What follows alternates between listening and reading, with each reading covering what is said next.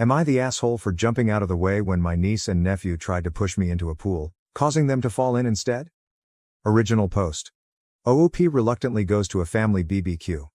OOP's nephews and nieces push people into the pool and eventually try with OP. OP sees this coming from a mile away and steps out of the way, and the kids fall in, along with the phone they were holding to record.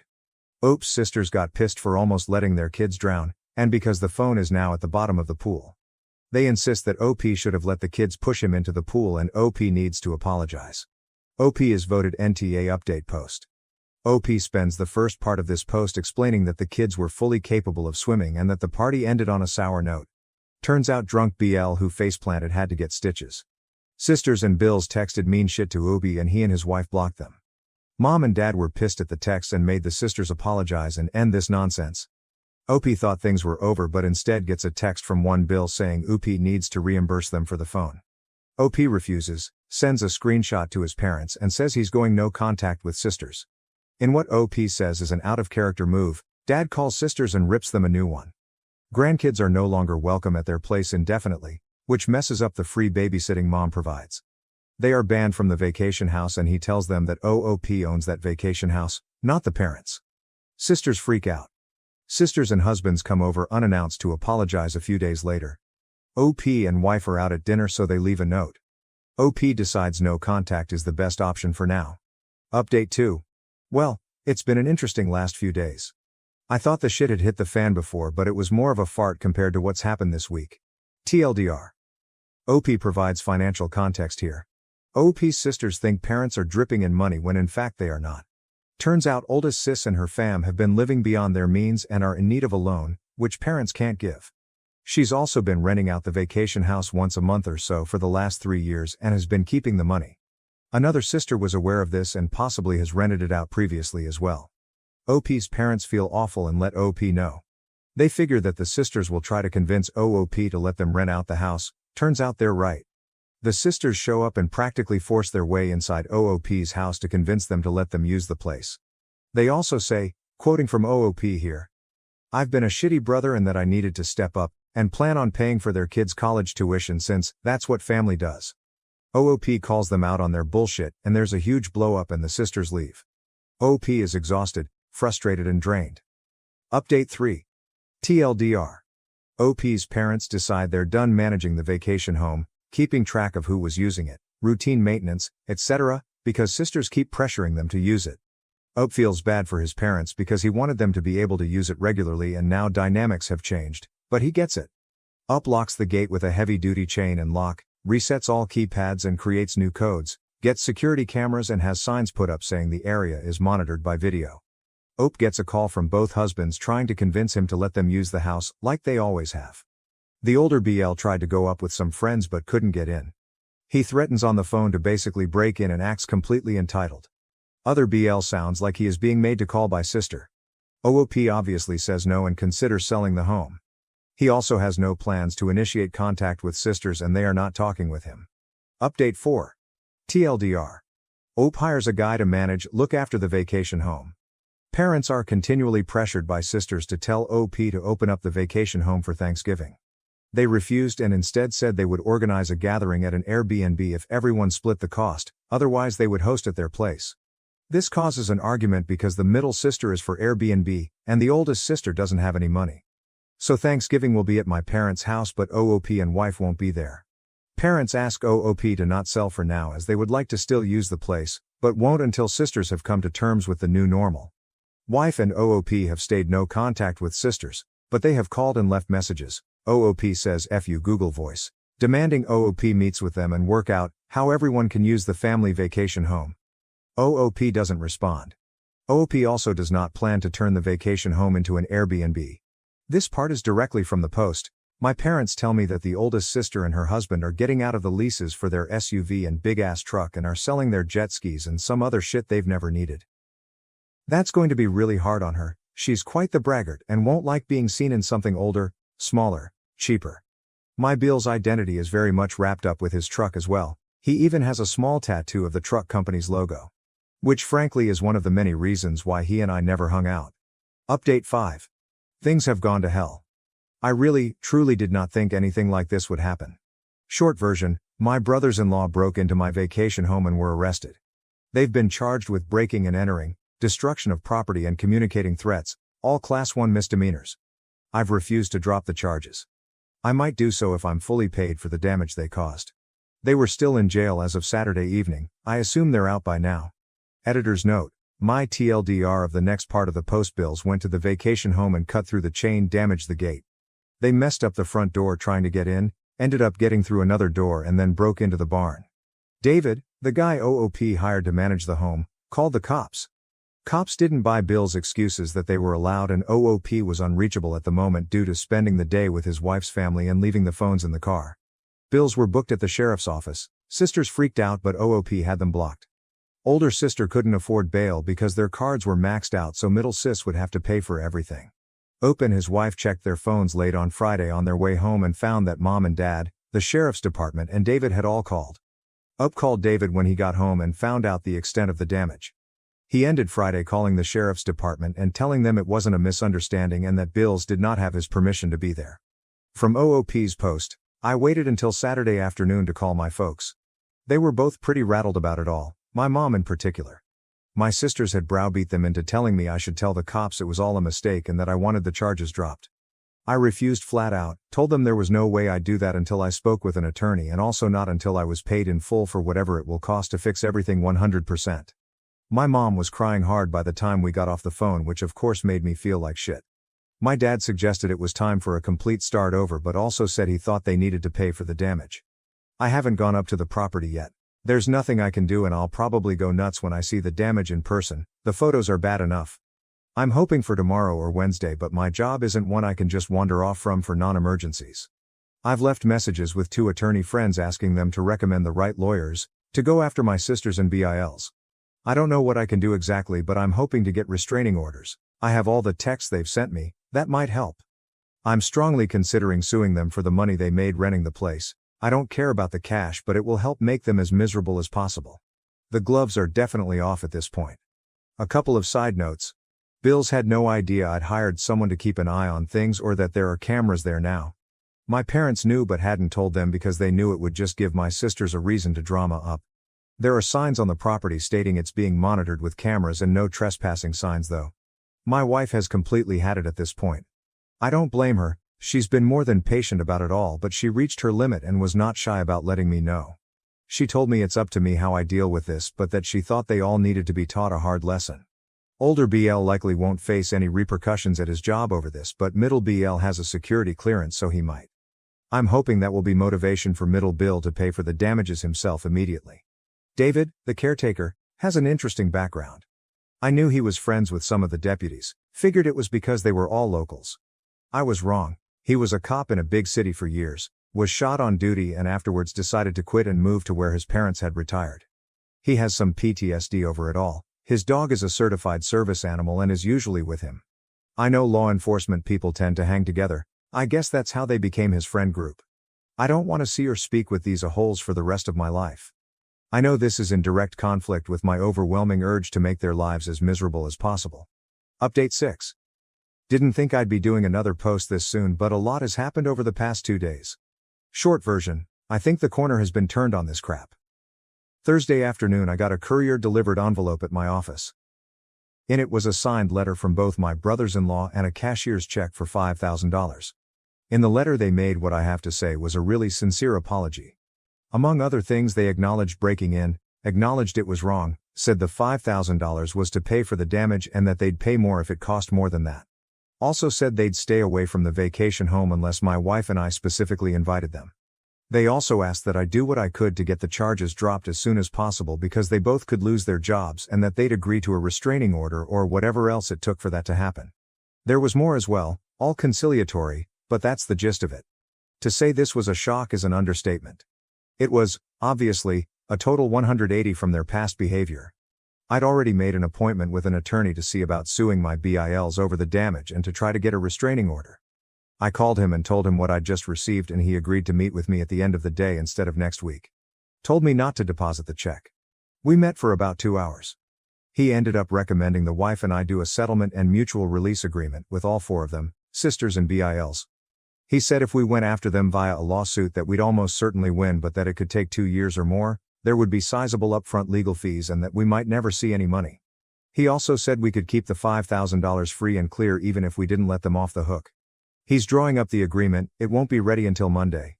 The agreement will include what's essentially the civil equivalent of a restraining order. I'd already asked my property manager to work up a bid to get the damage repaired. I called him after the meeting and asked that he get me as close to an estimate as possible ASAP. Got that Friday. He thinks it will take around $4,000 to fix everything. Most of that is for the front door. On Friday, my attorney contacted each of the BILs, told them what we were proposing and advised them to get their own lawyers. They both agreed to it. The middle BIL told him they could afford to either pay for the damages or pay for a lawyer, but not both, and they figured a lawyer wouldn't make any difference given that they really had no defense for what they did. His biggest concern was if the charges could be dropped. From what I can tell, they're willing to do anything, sign anything to make this all go away. My attorney also called the DA's office on Friday to discuss dismissing the charges, got the name of the prosecutor and left them a message but has not spoken to them yet. He thinks they'll dismiss the charges because the bills are paying up and they have no priors, but then again he's not a criminal lawyer. Also said I should be prepared to drive up there Monday or Tuesday and tell the prosecutor in person that I want everything dismissed. He's also advised me to continue to be no contact with sisters and BILs especially for the next 6 months, and that it will be really important to follow the terms of the agreement when it comes to future interactions with them. I'm guessing that the BIL's change of heart is due to them having figured out what's at stake for them, what it's going to cost them in legal fees and fines and so on.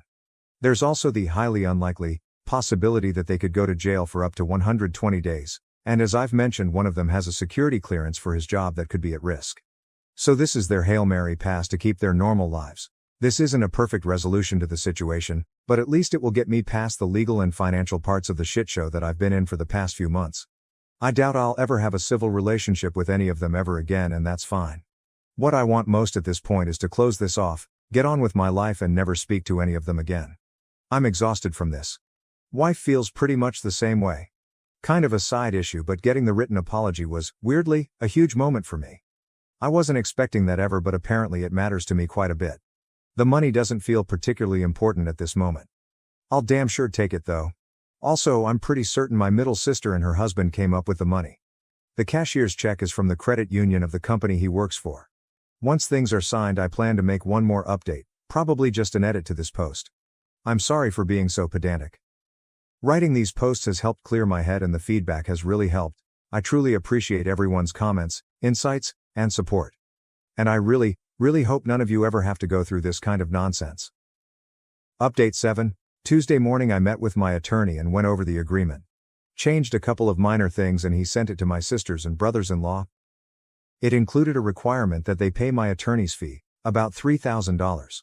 They weren't happy about that and tried to negotiate it away, but he told them they either accept it as is or there would be no deal at all and we'd proceed with suing them for the money they got from renting out the place, wear and tear from renting it, repair costs from their break-in, emotional distress, lost income from having to deal with this, attorney fees and whatever else we could. He also told them I would push hard with the DA's office to prosecute every charge. Short version, they came in and signed. I wasn't there. I'm told it was a pretty tense environment, that the middle BIL appeared to have taken charge and that at one point he told both of my sisters to shut the hell up or he was walking away from the whole thing, making his own deal with us and the rest of them could all go to hell. They provided another cashier's check for $2,500, claiming that's all they had. It's close enough that we're going to accept it as the final payment. Attorney also told me that everyone was very cold and curt towards one another, but that they all managed to keep it together long enough to sign and left without making too big of a scene. I drove up to the vacation house early yesterday to check out the damage and meet with the DA's office. Seeing the damage made my blood boil. It was so senseless. I was so pissed that I was ready to eat the cost of repairs and do everything I could to ruin their lives. Tried walking it off, failed utterly. Ended up calling a good friend who was kind enough to stay on the phone for over an hour letting me spew and vent. He eventually got me back to focusing on the bigger picture of putting this behind me and getting on with my life. Honestly, I'm still not sure that's what I want to do, but I settled down enough to get some food in me and I felt better. After lunch I went to the DA's office, hadn't made an appointment and had to wait a while but got to meet with the assistant DA who's got the case. Short version is that since I don't want to prosecute and the BILs have already paid for the damages, that they are willing to drop all the charges except trespassing, which in this case will be a Class 2 misdemeanor. The BILs will have to plead guilty and pay whatever fine the judge sets. I'm also told that if they fight the trespassing charge or ever so much as fart in public up there, that it would go very poorly for them. It helped that the BILs didn't resist arrest. If they had, none of the charges would have been dropped. I also went by the sheriff's office to thank them for getting there so quickly and everything. Wanted to thank the deputies personally but only spoke to the dispatch person. And I tried to meet up with David, the property manager, but couldn't get hold of him. A couple of notes. The agreement includes a no contact clause. Basically, if any of them show up where my wife or I are, or the other way around, whoever got there last has to leave immediately. No contact except through attorneys or other mutually agreed upon third parties. They get to keep whatever they made from renting the vacation house, my big give, unless I have tax consequences which they will be responsible for. And we release each other from all other liabilities up through the present. There's more to it than that, but those are the high points. Wife and I will sign the agreement later today. After that I can't talk about most of this, but I can talk around it. I think this is my final update regarding all this nonsense, but I'll respond to comments if I can. As I've said before, posting about all of this and reading folks' thoughts and responses has been really helpful and has probably been key in my being able to handle this in a relatively healthy way. So thank you all again. Update 8, thought it would be worth an update for anyone who's interested. Unsurprisingly, my oldest sister and brother-in-law have filed for Chapter 7 bankruptcy. While I don't care about what happens to them financially or otherwise, they've also managed to drag my parents into their mess, which I'm not happy about. At the start of the year, my BIL's oversized customized Pride and Joy truck was repossessed. Pretty embarrassing for him, I'm sure. Happened at work. This was their breaking point. Without the truck they have to share a Kia my parents loaned them, and they can barely fit in it with their 3 kids. Financially they're effed. They owe at least $125,000, probably more, on high-interest credit cards. They have zero equity in their house, and have a couple of personal loans that I'm pretty certain they got under false pretenses. They have loans on their jet skis, ATVs and trailers. They also owe a chunk of money from defaulting on the truck lease. They hadn't made any payments on their credit cards or loans in months and were behind on their house payments as well. They got out of the lease on my sister's massive SUV late last year. They were upside down on it as well, so had to come up with cash to do so. They also had to pay an attorney, the fine and court costs for my BIL's trespassing charge at the vacation house. And they owe my middle sister and her husband money for bail and their portion of the damages to the place. As I've mentioned before, my folks have never been financial wizards, but they have at least been generally responsible. They're retired, their home is paid off, and they live off of Social Security and pensions. Altogether they get more than they spend. Minimal savings, just an emergency fund. Turns out my folks emptied out that fund, cashed out their small IRA, $20,000, and gave it to my sister. That let her catch up on the house payment and cover the negative equity on her car lease. But now literally every bit of savings my parents possessed is gone. Plus my parents have been paying for their groceries for several months and continue to pay the insurance on the car they loaned my sister. According to my dad, my sisters worked my mom for weeks to get her to fork over the money. They'd worked on both my folks at the same time for a while, but my dad flat out refused every time. Eventually mom caved. She was worried that my sister would have to move to a hovel in some backwater town and that the kids would be barefoot and eating dirt. Dad's not happy about it, and to say there's some tension between them right now is an understatement. But they'll be fine. I was pretty disappointed when my parents told me all this, but I wasn't surprised. It sucks that they emptied out their savings to help, but I kind of get it. The way the bankruptcy laws are in our state, by getting caught up on the home loan, my sister should be able to keep the house. I tried hard not to say how I felt about this, and my sisters mostly succeeded. Really, I'm way more pissed about this than I should be. The worst part for me is that my sister and BIL could now contact me and my wife without any real fear of repercussions. The only penalty the no contact agreement has is that if they violate it, we can go after them for the money they made from renting out the vacation house and related damages. Since they've filed for bankruptcy, that's now not an impediment for them. I'm hoping they'll leave us alone, but who knows. Folks also told me that my middle sister and her husband have hit a rough spot, and that he's not currently living with her and the kids. Just a guess, but I imagine he's had it with the whole family dynamic that caused this nonsense. Not directly related, but on a brighter note, I've spent 2 weekends at the mountain house since the start of the year, once with my wife and once alone. Both times there was a lot of snow. It was incredibly beautiful and relaxing. Very therapeutic. The place also has good internet service now, thanks Starlink, which is nice. Plus knowing that I can count on David, the property manager, to keep the place in shape, ready for us to visit and to help if we get snowed in, eliminates most of the stress in owning it.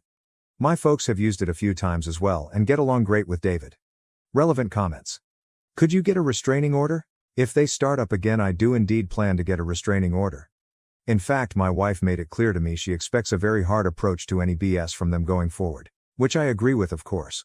I had the security cameras at our house upgraded at the start of the year just in case they come by. I also kept all their previous texts and provided screenshots to my attorney for safekeeping. If they cause any trouble at the vacation house, they're toast. The sheriff's department and DA's office have the full story and are sympathetic to our situation.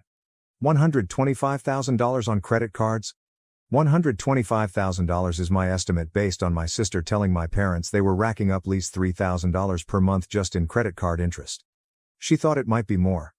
Their credit was already crap before the bankruptcy, so I'm guessing they might be paying as high as 28% interest. If so, they'd owe about $125,000. If they're paying a lower interest rate, the principal would be higher. But yeah, it's an absurd amount, and that $3,000 doesn't include all the other interest they're paying. And of course there's the principal that just sits there. On the other hand, I'm told they had a great time going to Disney World for a week, so there's that. Middle Bill. Younger Bill seems to be more decent than I've given him credit for in the past. I'll admit to a bit of myopia. For years I've seen the four of them and their kids as just one mass of inconvenient people I have nothing in common with but can't avoid. But he seems to have hit his limit and made some changes. Hope it works out for him and that he pulls my sister in the right direction. How sisters got so entitled. My sisters, and I, weren't raised to be like they are. When I was young, they weren't any more self-entitled than any other teenagers. We all worked crappy teenage jobs, didn't get spoiled. It was really a very standard suburban upbringing. We weren't super close, but we weren't enemies. Somewhere along the line after going off to college, they changed for the worse. I guess it could be worse. They could have become drug addicts or militant vegan volcano worshippers or whatever. But they sure became people I don't want to be around. And yes, the pool incident was the spark for the meltdown, but the fuel had been accumulating for years. It would have come out at some point that she was renting the house out on the sly, and things would have gone to hell then, just like they did now. Update 9. There's been a fair number of requests for an update, and considering it's coming up on the 1-year anniversary of the pool incident, I thought I'd post one.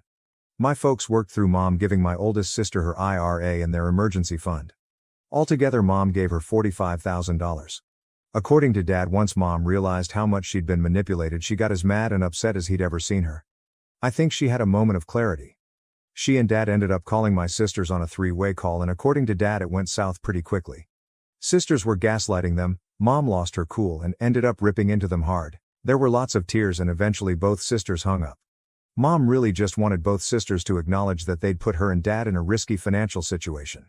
Typical blow-up, I guess, but not the kind of thing that happens in our family. The next morning, my dad called my older sister and told her he'd be picking up the car they'd loaned her. She tried to argue, but he told her it wasn't up for discussion. He got a neighbor friend to take him to her house as soon as he hung up and drove it home without talking to her. Sister called and went off on him, said lots of nasty stuff, which of course hurt him. But at least they have the car back.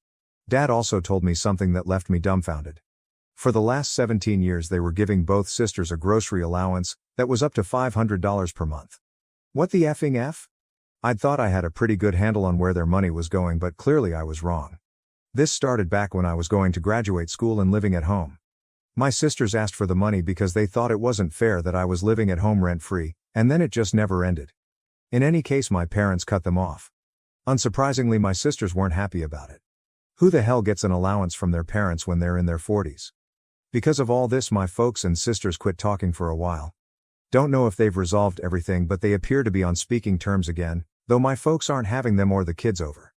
I'm in don't ask mode. It's their business. My folks are using the vacation home fairly regularly. Currently they're there for a 2-week stay and will probably make it 3. Unfortunately, my wife and I haven't spent any time there lately, other than me having made a couple of day trips to check on it and drop off some supplies.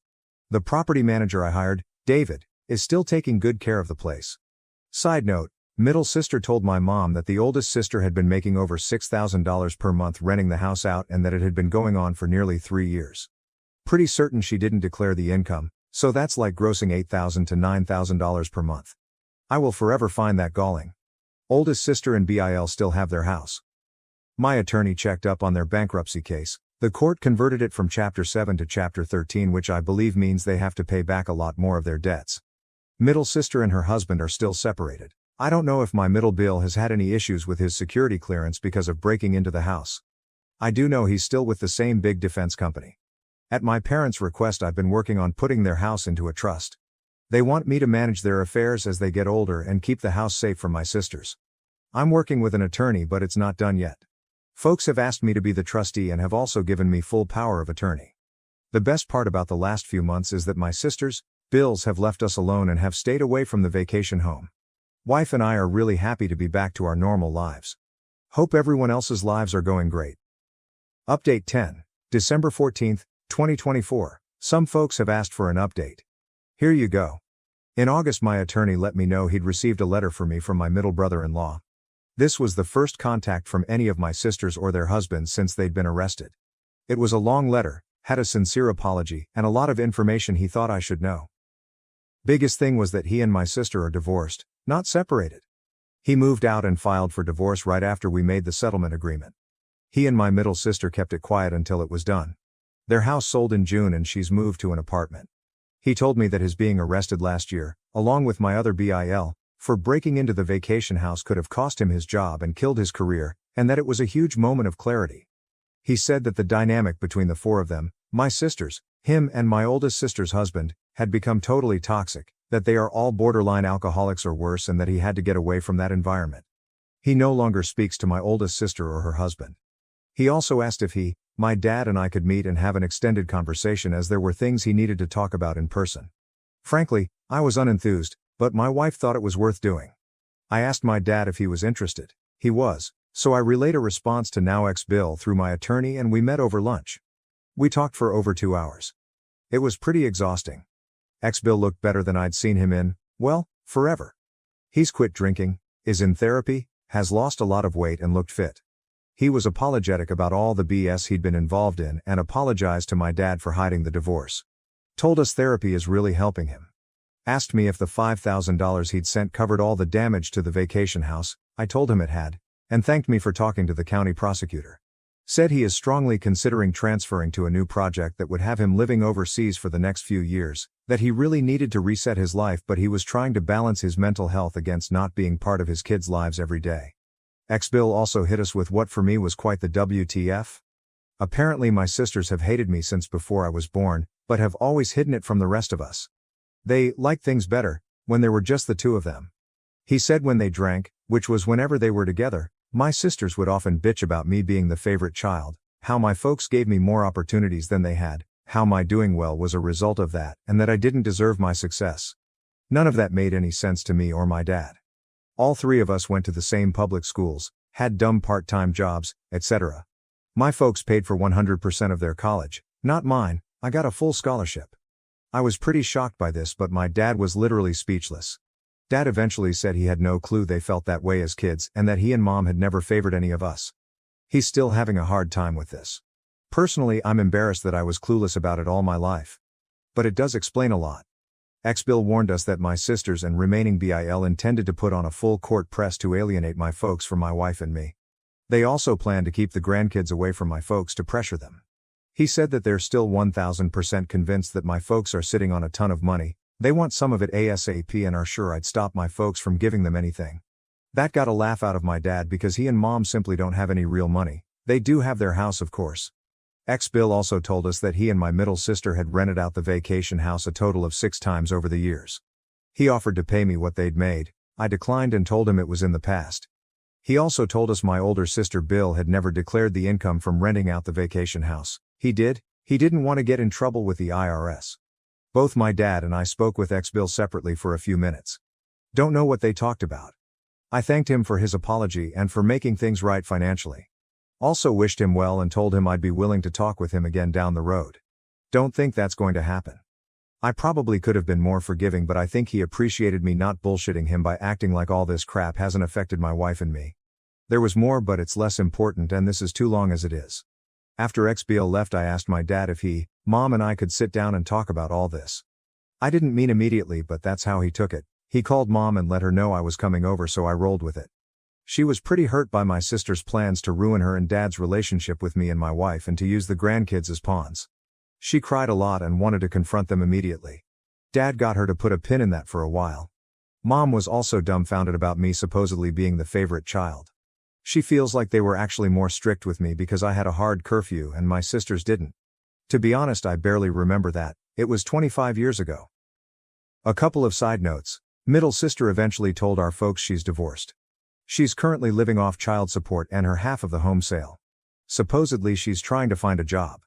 My parents have gone low contact with both sisters. No idea how permanent that is, but Mom seems like she's completely had it with them for the foreseeable future. They're spending a lot of time at the vacation house. We're up there over a month at one point. Bill found my Reddit posts. He's not terribly happy about them but feels they're more or less accurate, though obviously he found them slanted towards my point of view. He disagreed that he's boring but said to be fair that he finds me boring as well. I can live with that. Our worlds don't have much overlap except my sister.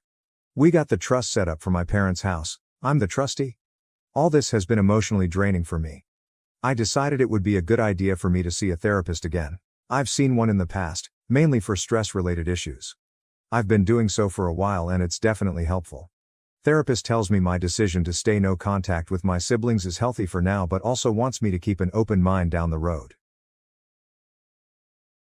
My parents chose my brother over me, hid my inheritance, and now seek my help after his fraudulent betrayal. My parents supported my brother after he slapped me during my son's birthday celebration. When he attempted to take their house, which was actually mine, years later, they pleaded for assistance. Eric, my younger brother, is 28 million, and I am 35 million. Favoritism was so blatant in our home while I was growing up that it was painful.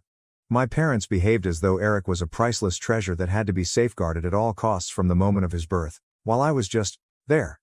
I still recall my 10th birthday celebration being cancelled due to Eric's cold. They couldn't risk him feeling excluded from the festivities because he only had a cold, not even a fever. As we aged, things only got worse.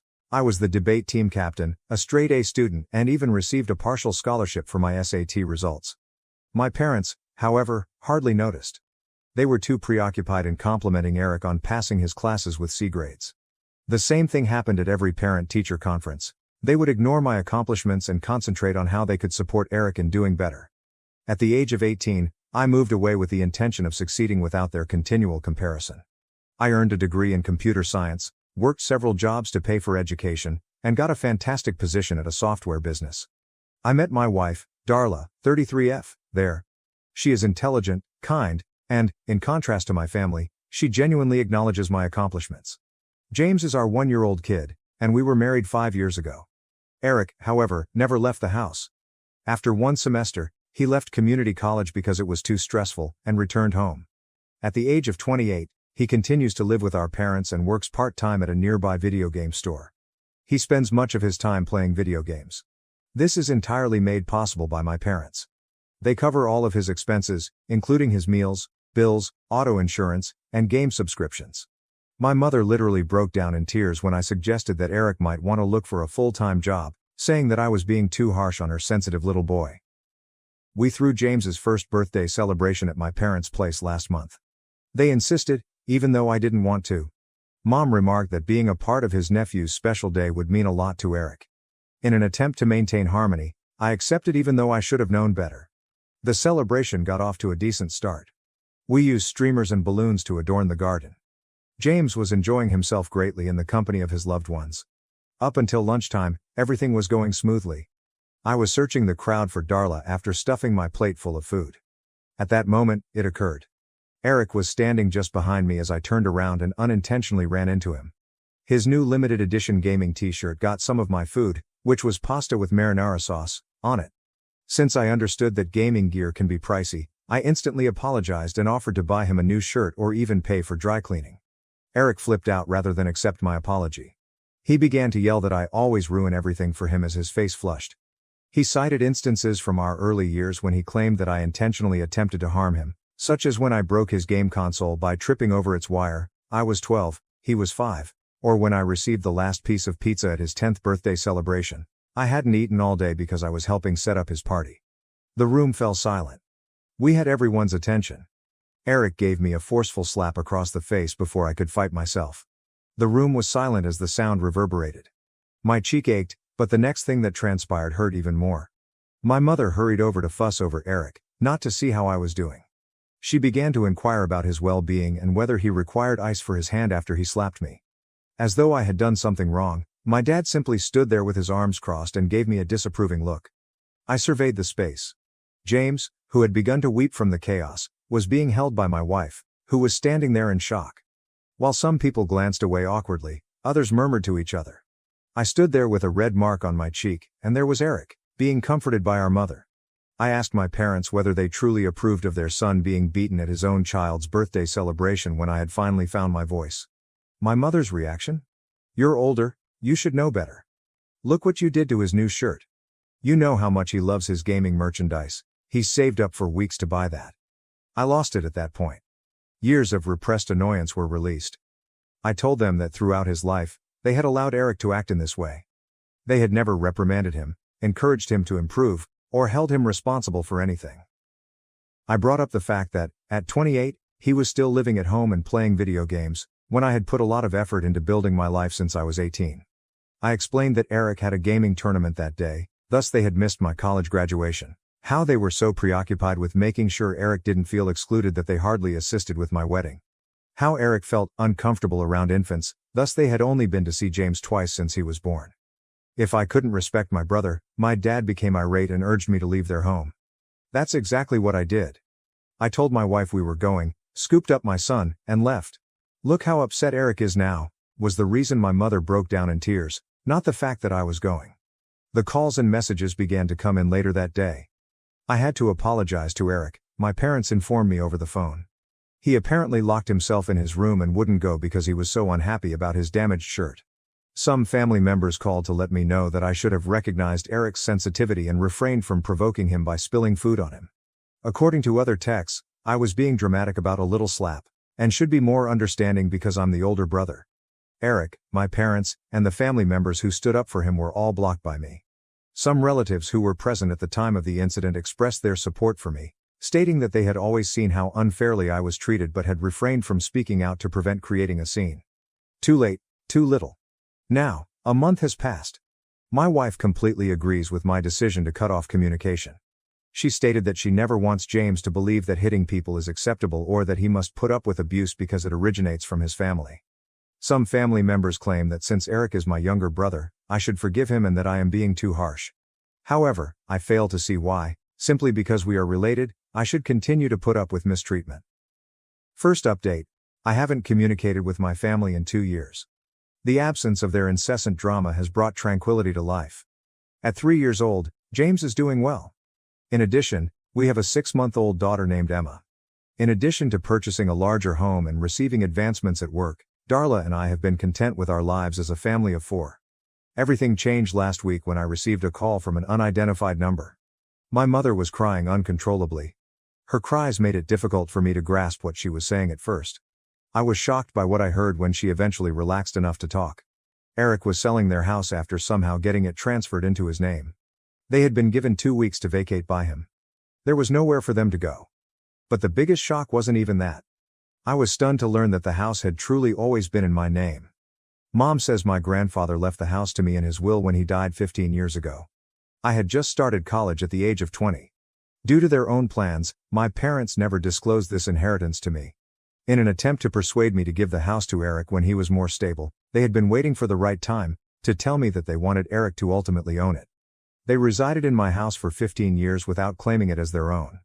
They allowed Eric to live there for free for 15 years while I worked several jobs to pay for my own place. While they saw me struggle to save for a down payment on my first home, they kept this a secret for 15 years. Mom started sobbing as she talked about how they never imagined Eric would turn on them in this way. He had been behaving oddly for several months, apparently. He had begun discussing moving to a different state to live with some buddies who played online games. They required funds for streaming equipment and a game setup. At that point, he began inquiring about who owned the residence.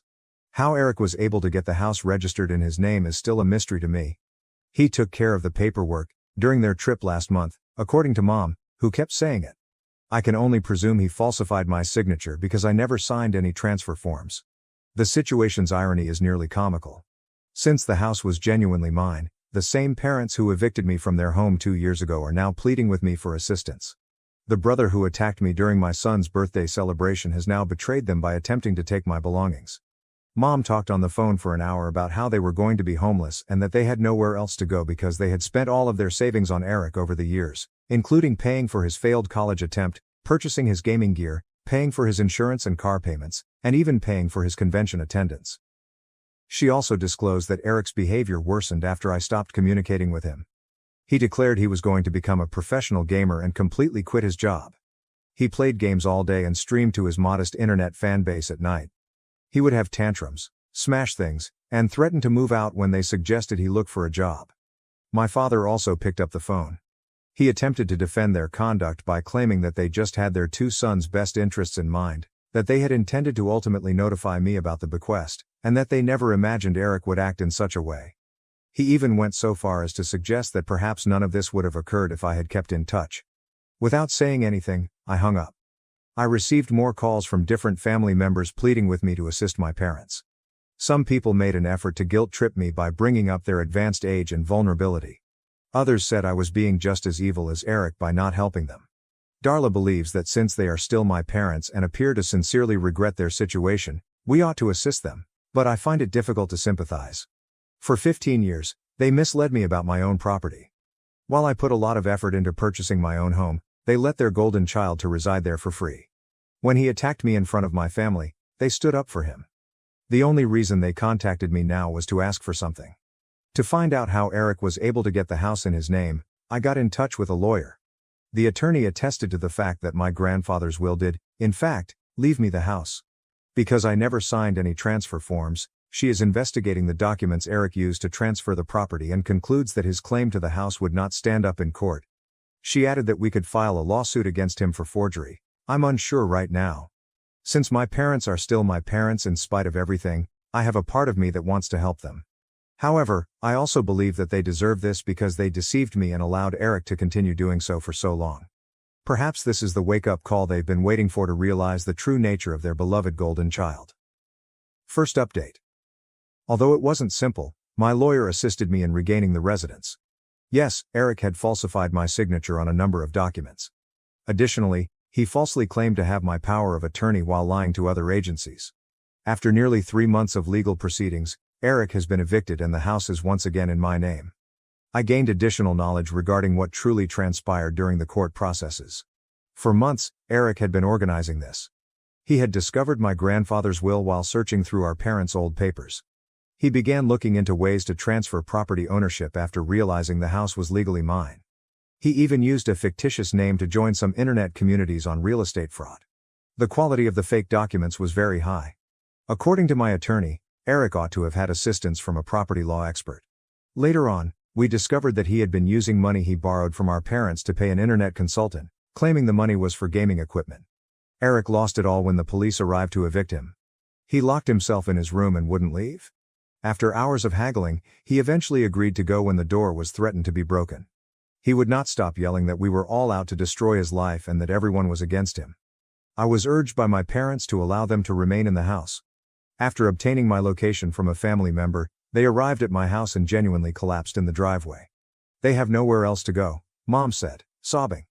Dad was crying, something I had never seen him do before, and he was apologizing for keeping the truth about my inheritance a secret. They acknowledged that they had used up all of their retirement funds on Eric, including loans they had taken out to finance his gaming career, costly gaming settings, car payments, insurance, and the tuition for the 1 semester he attended college. They had genuinely thought that one day he would succeed as a streamer and repay them. At last, Dad acknowledged that they had overindulged Eric. He claimed that over the years, they had observed indications of his manipulative behavior but had consistently made excuses for him. They believed he would eventually mature and become responsible if they provided him with adequate time, resources, and support. Mom disclosed the ways in which Eric had deceived them on the house transfer. He had persuaded them that it was merely a formality to assist him in launching a gaming company. He assured them that after he became a successful streamer, he would look after them forever. They wanted to be sure their baby boy wouldn't turn on them, so they trusted him. Darla and I talked it over, and I agreed to let them stay under certain restrictions. In order to remind them that they are living in my home, they must first pay rent, which is not market rate because they are now on a fixed income. Second, if they wish to have any kind of contact with me or their grandchildren, they must go to family therapy. Third, without my express consent, they are never allowed to let Eric into the house. The eviction was not well received by Eric. He began threatening everyone, including Darla, our parents, and myself. He accused me of turning our parents against him and wrecking his life. Since it was his home, and he had nowhere else to go, he insisted that I allow him to return. I kept all of his threatening messages in case we needed them later, and I banned his number. Eric was couch surfing at his gaming pals' houses when I last heard from him. His ambitious intentions to move in with his online pals apparently fell through when they discovered he was broke. Since he is my brother, other family members advised me to assist him, but I declined. He attempted to use forgeries and fraud to steal my residence. In my opinion, he is no longer my brother. Third update. It has been an interesting 6 months. As agreed upon, my parents have been going to therapy and paying their rent on time. Although it's a gradual process, they are attempting to mend our friendship. There are fresh disclosures every week regarding the various ways in which their partiality harmed both of their boys. At last, Mom acknowledged that they felt bad for allowing Eric. It seems that they were having financial difficulties when Eric was born, so they were unable to provide him with the same luxuries that I enjoyed throughout my early years. They began to overindulge him in order to make up for it. What began as purchasing him additional toys evolved into a lifetime of condoning misbehavior. During one therapy session, Dad lost it when he saw how their behavior made Eric into an entitled monster and drove me away. He acknowledged that they secretly knew I would be all right because I was a responsible and diligent worker. They therefore gave Eric their whole attention because they believed he required greater support to thrive in life. Eric wrote me a long email last month. He asserted that he had also been going to therapy and had come to terms with his errors. He claims that after being evicted, he reached his lowest point.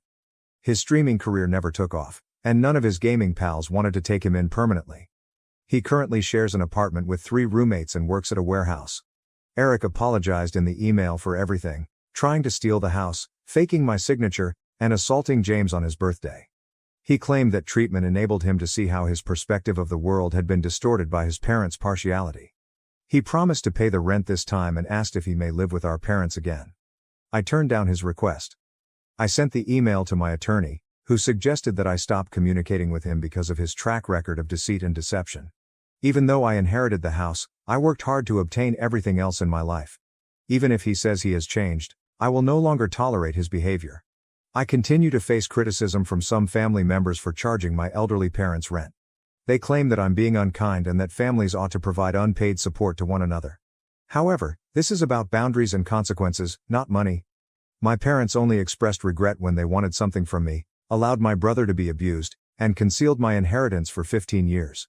They're fortunate that I'm allowing them to remain at all. Mom still occasionally remarks about Eric's difficulties. She said last week that he might lose his car because he couldn't afford his car payment. I quickly put an end to that by telling her that he is an adult who attempted to defraud me out of my house. If they wish to, they can assist him, but not while residing in my home. Darla says we should ask them to dinner occasionally so they can see their grandchildren, but she believes I'm being fair. Every now and then, James inquires about his grandparents. I'm thinking about it, but I'm not yet prepared for frequent family get-togethers. The treachery is still too recent. This setup works for the time being. I have authority over my property, my parents have a secure place to live, and Eric is at last coming to terms with the repercussions of his behavior. Clear limits and punishments can sometimes improve family relationships. I've discovered that being family does not entail being exploited by others. It entails respecting one another's limits and being accountable to one another. The conclusion. Thank you for watching. If you haven't subscribed yet, please do so and hit the notification bell to stay updated with more shocking real-life stories happening around you. Update 1 year later, am I the asshole for not attending my dad's wedding to his affair partner? Original post. When I was 17, my mother was diagnosed with breast cancer. 2 years later she passed away. During these 2 years my dad was not around much. He was always working and going on business trips. My aunt and grandma took care of Mom. About 5 months after my mother's passing, my dad introduced me to his new girlfriend. I was pissed. I yelled at him how quickly he moved on from Mom when they decided to tell me they had been in a relationship for 3 years. My dad had been cheating on my mom while she was dying. His business trips were to meet his affair partner. I was so angry I packed my stuff and left his house. I haven't spoken to him since that day. Currently I am 25. The only family I speak to is an aunt who helped me when I left my dad's house. A few days ago my aunt called me, asked me how I was and then asked me if I heard from Dad. I said why would I hear from him again? My aunt said Dad is getting married to his affair partner and by going to his wedding it would help us mend our relationship. I said, why would I do that? He is dead to me? There was a silence on the phone for a bit before my dad replied asking if that was what I felt about him. I immediately cut the call when I heard his voice. I realized he was with my aunt when she made the call to me. I texted my aunt telling her I asked her not to tell Dad anything about me and she agreed back then. She texted me back saying I was an asshole for saying what I said and my dad is crushed hearing that and that I should move on by now. I did not want to argue with someone who helped me so I blocked her. Over the next 2 days, I got a wedding invitation to my mailbox. The only person in the family who knew my address was my aunt. And she gave my number to various members of the family. I am being bombarded with calls and texts from dad, uncles, cousins, aunts saying I should give him a chance and come to the wedding. Some called me names for saying what I said. I got a text from the affair partner saying my dad is thinking of postponing the wedding and I should just talk to him. For context, the affair partner was a friend of my mom and knew she had cancer. I said it's not my fault if he postpones the wedding. I don't want to have a relationship with dad or her. They are trying to force it.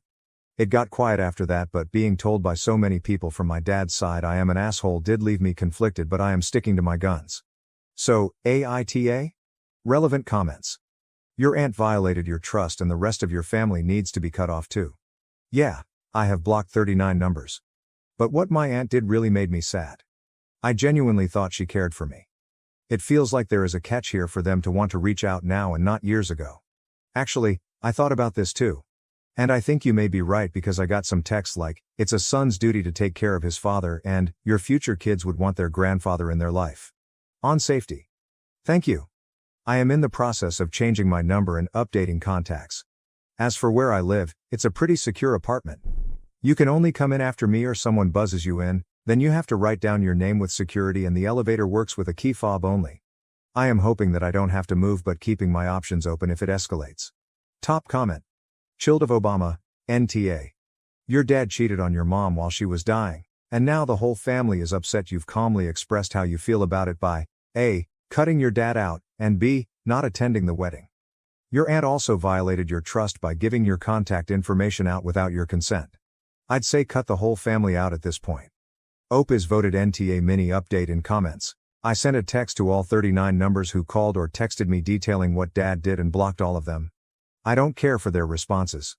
Update post. Hello. First I want to thank all who commented on the first post and all who messaged me. It really helped me stick with my decision to not go to the wedding. I wanted to update earlier but it's been pretty hectic with work.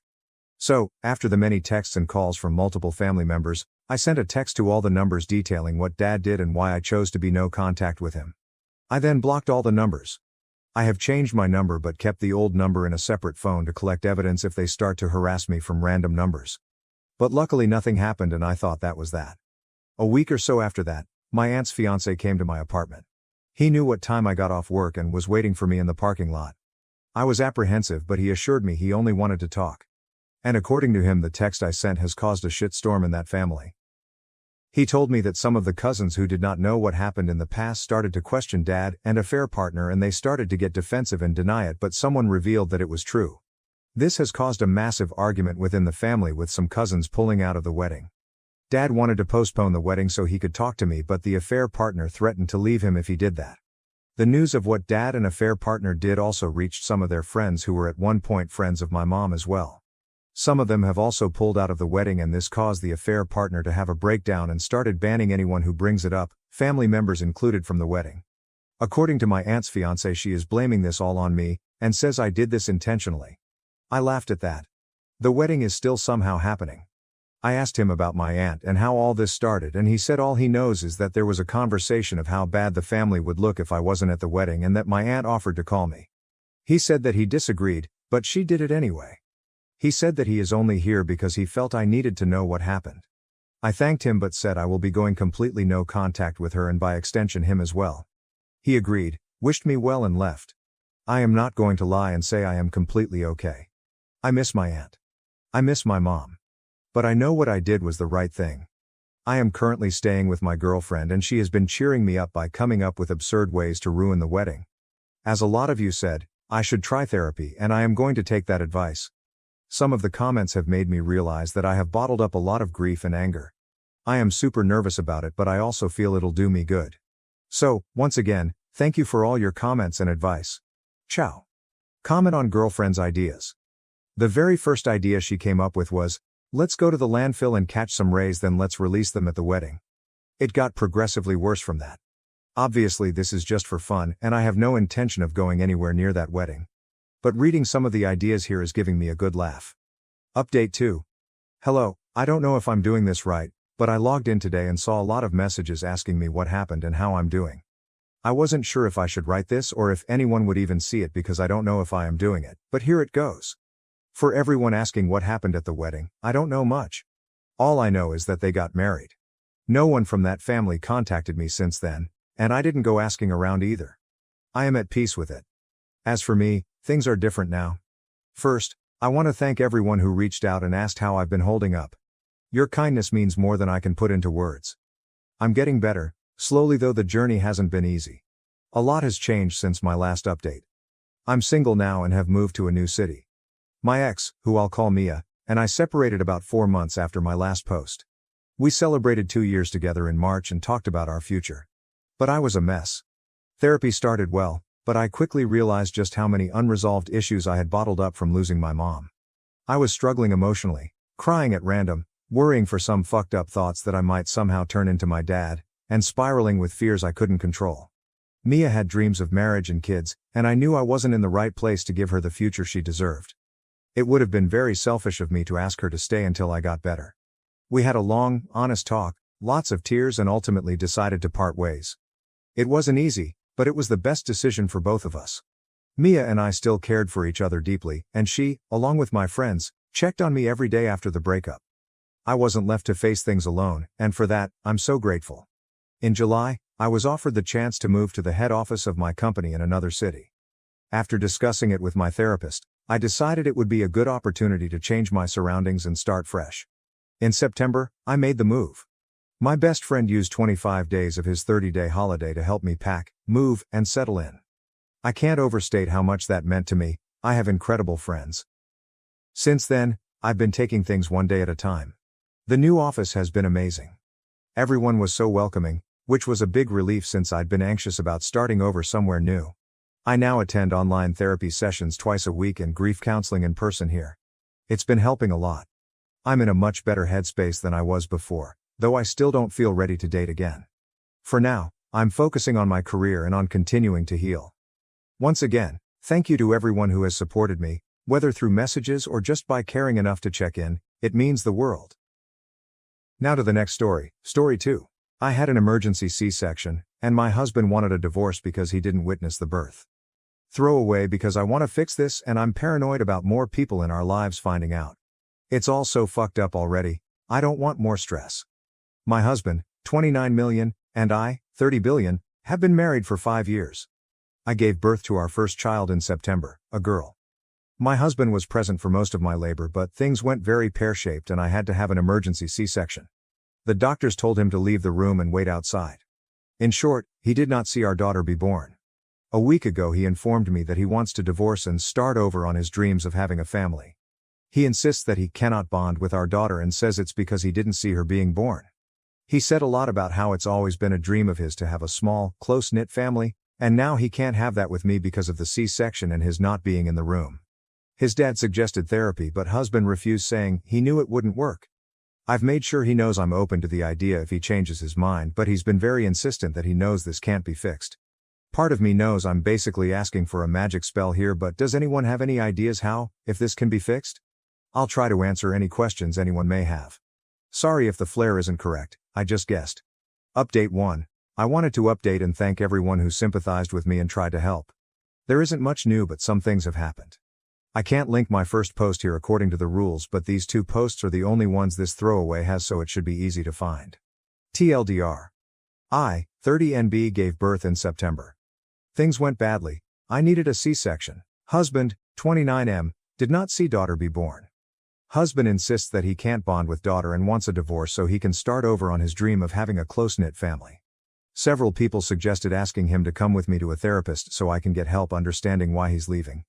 He agreed and our appointment was yesterday. It didn't go badly, but it didn't go well either. He was very upfront with the therapist. He didn't try to mince words or refuse to answer questions. He told the man, paraphrasing, "They got to bond the entire pregnancy. That baby is made of their body. I can't compare to that. My work started at birth and I wasn't there, so I don't feel like I ever got hired, if that makes sense." Yeah, he compared it to not having an employment contract. I get the metaphor, I guess, but I'm not sure how it translates to him not being able to bond. Several people made transphobic comments and several other people asked if maybe my lack of gender was an issue. I assume no, because husband had known that I'm non-binary since before we started dating, but I did bring it up while we were with the therapist. Husband insists that no, it has nothing to do with anything. He didn't care about what I am but how I did. The therapist was very focused on trying to help me understand, and I appreciate that. No complaints with him. I'm still completely in the dark though, and husband has started talking about choosing a lawyer. He says he wants a clean break, before daughter gets too attached. TLDR 2. Situation is still fucked. I'm leaning towards letting him just go and focusing on me and daughter. Update 2, this is probably going to be long and it isn't a happy update. My other posts can be seen in my post history, but the short of it is that I, 30NB, gave birth to my daughter in September. My STB ex-husband, 29M, did not see her birth. Things went very badly and I needed emergency intervention. He was not in the room for the C-section. About a month and a half ago he informed me that he cannot bond with her because he did not see her be born, and he wants to divorce so he can start over on his dreams of a close-knit family. We have filed. I have taken daughter and moved back in with my parents, who aren't very happy about the divorce but are thrilled to have the chance to nanny daughter, their words, not mine. Life was in stasis for about a week after my last post until Mufael asked us to come over for dinner. He informed me that STBX had asked for his help paying for a lawyer. He had agreed with the requirement that we all sit down and have one last talk about the situation. He opened by saying that he thinks that getting this over with would be best for me and daughter. STBX looked a little hurt at this, so he's willing to help, but he wanted to take one last shot at fixing it. The one last shot ended up being several hours of talking. FIL bluntly demanded that STBX explain his reasoning. STBX repeated the can't bond thing. FIL asked why. The employment contract analogy was brought up again. After much back, forth, what do you mean by this? Why that? FIL just said, I'm not buying this. What's the real reason, STBX? STBX insisted till the end that what he'd been saying all along was his reasoning. He did not see daughter be born, so he can't bond. He tried, he insisted. The connection isn't there. He was supposed to connect when daughter was born, there was supposed to be a spark of connection between them, but that spark can only happen right at birth, I guess? In his mind he can't get it now. Phil asked if STBX thought daughter wasn't his. STBX insists he has no doubts he is daughter's biological father. FIL asked if STBX was seeing someone else. Was there a woman or another pregnancy somewhere? STBX did not react well to this. He threw his phone down on the table and said that we were free to search it. He's not a scumbag. After that the conversation turned to post-divorce life. STBX offered up that he'd been running the numbers and would volunteer $50 a month alimony and $50 a month in child support. He doesn't have to do either, mind, because we're divorcing and he wants to cut all ties with the kid, but he wants to be fair. $50 in alimony? Whatever, I have a job and a roof over our heads. I don't need it. $50 in child support? That is a lot less, whatever. But I'm refusing to stress about it. The court will handle CS amounts. I'm making myself not be angry and let them deal with it. I admit I tuned out most of the rest of FIL's attempt to talk sense into his son after that comment. I think that was when the coffin finally nailed itself shut. I started packing when we got home and went to my parents' house the next day. I'm no longer talking to STBX, his lawyer talks to mine. We haven't spoken in almost 3 weeks. I don't think I need to tell you that he hasn't shown any concern for daughter, but here I am anyway. The day after I got there my sister kidnapped me to her place. We got very drunk, daughter was with parents, not us. Talked about everything and I screamed a lot. I got most of it out of my system. After that we had more drinks and watched terrible horror movies. I woke up the next day with the headache from hell but otherwise feeling better than I had in a long time. My job can't transfer me, just my luck, but I've been promised a glowing reference and I'm cashing out what little paid leave I have left to add to my savings. Phil asked after the failed conversation if I would be cutting him off. I assured him that he might not see us as much because of how far away my parents live and not knowing where I'll end up, but he's not getting rid of me or daughter that easily. He was very happy to hear that. So that's where I am. Papers have been filed, Daughter and I have moved out of the house. I'm doing my best to ignore STBX's existence. Thank you all again for listening to me cry and complain over the past couple months. Update 3. I promised an update once things were over, and at this point they're mostly over, so here I am. My story can be seen in my post history, but the short of it is that my 31NB ex-husband, 29M, did not see my daughter's birth and decided that because he wasn't there he couldn't bond, so he and I are divorcing and he's going to start over. Daughter turned 1 this month. She landed on not as her first word. I suspect this is because Phil brought home a foster to adopt dog a few months back whose previous owners called her Nod or Nodder. Daughter loves the heck out of this dog, you guys. Phil sends me pictures of her every day to show to my daughter. Ex-husband and I are just waiting on some final paperwork for the divorce to be complete. He has not contested anything. He did look the judge in the face and repeat the whole "didn't see birth, can't bond" thing. His lawyer did try and defend that claim. He presented studies that he claimed said things about damages to bonds when fathers weren't present and actively involved for everything but ex-husbands was. He was there and active and involved my entire pregnancy, and was present for my entire labor until things went wrong. It wasn't a case of, ooh, hey, you knocked someone up 5 years ago, now bond with this kid. Daughter was definitely less than an hour old when he held her for the first time, probably less than half an hour. And I had proof for this claim too. Among other things, I had pictures of the two of us at multiple prenatal appointments. FEL was also willing to file a statement talking about how ex and he were involved in my pregnancy. Needless to say, the judge was not impressed with my ex's lawyer's arguments. He tried to push my ex for therapy, made comments about how ex would regret this later. Ex stood stubborn with his "I need to start over" line. He has visitation per the paperwork. Care to guess if he's used it? He does also have to pay child support. If you've read my post history, you might remember that he offered me a gigantic $50 a month. That's all he's been paying despite the judge ordering a lot more, so that's a fight I'm going to have to steel myself for. I'm surprised he started scanting out before the divorce was even final, but he did tell me in a FIL that he's not a scumbag, so in his mind he's probably just keeping true to his word or something. He's shown no interest in daughter. No other children, pregnancies or potential partners have popped up either. As best film can tell, ex is single and not showing any interest in dating yet. I don't know how I feel, really. It would make more sense if he was cheating. It would be easier to have something solid to point to, go, fuck you into a tornado for making my life fall apart, and then try to move on. But all lived evidence points to him honestly thinking he has to do this. I'm in therapy.